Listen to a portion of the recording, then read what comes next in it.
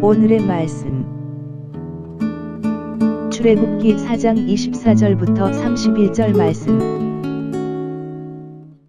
하나님 아버지, 오늘 수요일 아침도 주님의 은혜를 사모함으로 주님 앞에 나갑니다. 이 시간에도 우리 모두에게 말씀을 통해 하나님의 음성을 들려주옵소서. 예수님의 이름으로 기도합나이다. 아멘. 할렐루야. 서원교회 성도 여러분, 오늘도 하나님의 은혜와 평강이 가득한 하루가 되시길 축복합니다. 오늘 우리에게 주시는 하나님의 말씀은 출애굽기 4장 24절에서 31절 말씀입니다. 드디어 하나님의 말씀을 따라 애굽으로 갑니다. 모세는 미디안을 떠나 아라비아 반도의 카라반이 이용하는 길을 따라 이동했습니다. 그런데 애굽으로 가던 모세에게 이상한 일이 발생합니다.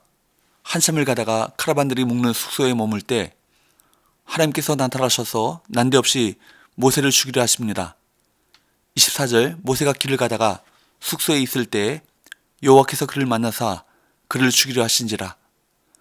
그런데 하나님께서는 모세를 진짜 죽이려 하신 것이 아닙니다. 모세가 미처 행하지 않은 일이 있었기에 그 일을 당장 행하도록 위협하신 것입니다.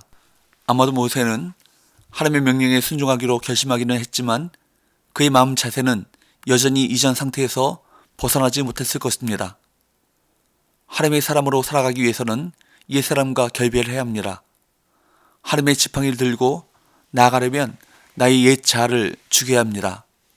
모세는 하나님의 백성을 향해 나아가면서 정작 아들에게는 하나님 백성의 상징인 할례를 행하지 않았습니다.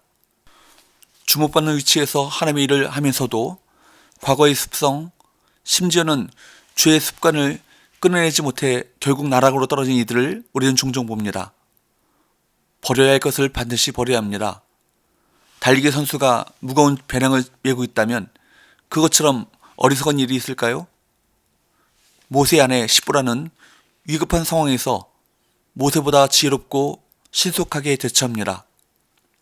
25절, 시보라가 돌가를 가져다가 그의 아들 포피를 베어 그의 발에 갖다 대며 이르되 당신은 참으로 내게 피난편이로다 하니, 덕분에 모세는 위기에서 벗어날 수 있었습니다.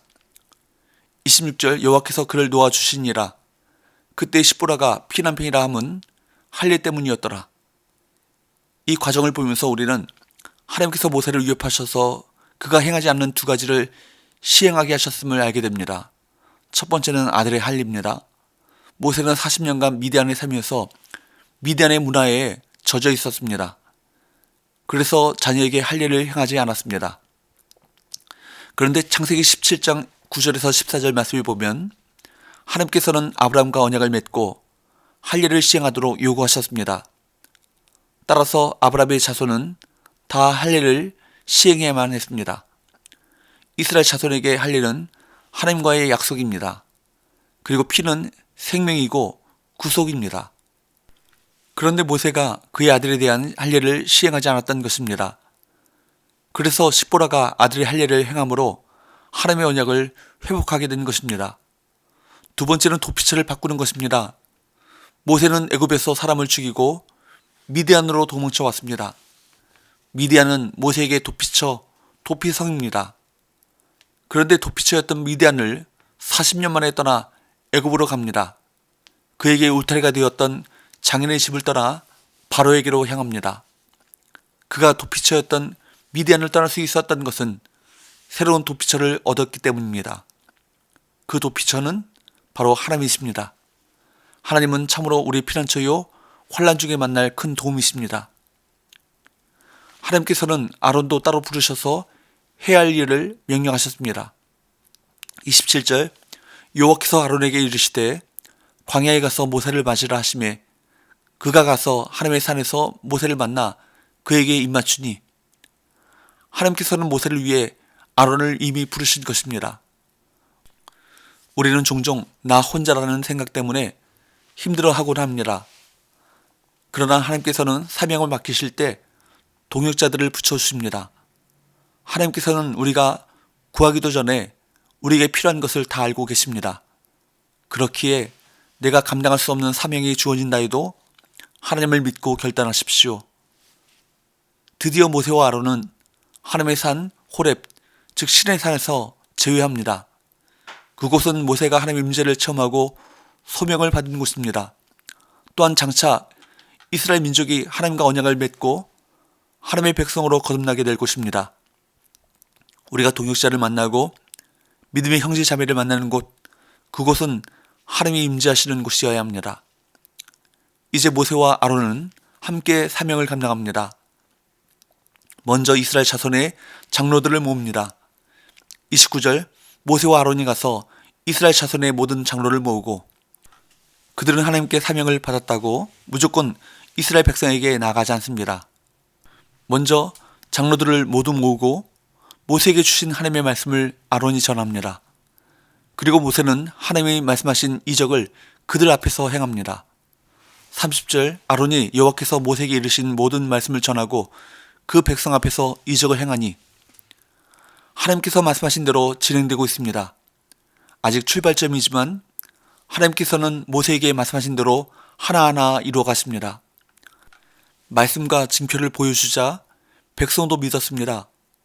하나님께서 그들의 한탄을 들으셨음을 알게 되었습니다. 그것만큼 기쁜 일이 어디 있을까요? 그래서 이스라엘 백성은 하나님께 경배합니다. 31절, 백성이 믿으며 여호와께서 이스라엘 자손을 찾으시고 그들의 고난을 살피셨다 함을 듣고 머리 숙여 경배하였더라. 사랑하는 여러분, 아직도 갈 길은 멀지만 하나님의 도우심과 이루심을 경험하는 것은 기쁜 일입니다. 공동체는 이렇게 같은 비전을 품고 동일한 은혜를 나누며 함께 예배해야 합니다.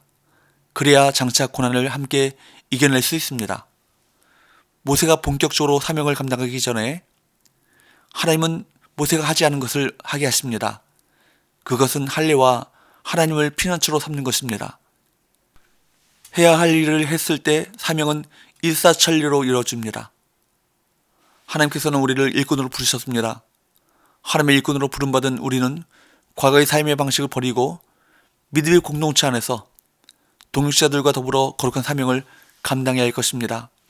걱정과 두려움이 앞서겠지만 하나님께서 우리를 통해 일하실 것을 믿고 주저하지 말고 앞으로 나간다면 하나님의 놀라운 역사를 체험하게 될 것입니다. 기도합시다.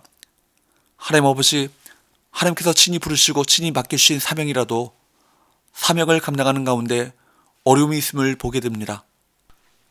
그러나 우리 진정한 피난처가 되시는 하나님을 신뢰함으로 믿음의 동력자들과 함께 하나님의 비전을 성취하게 하여 주옵소서. 예수님의 이름으로 기도합니다. 아멘.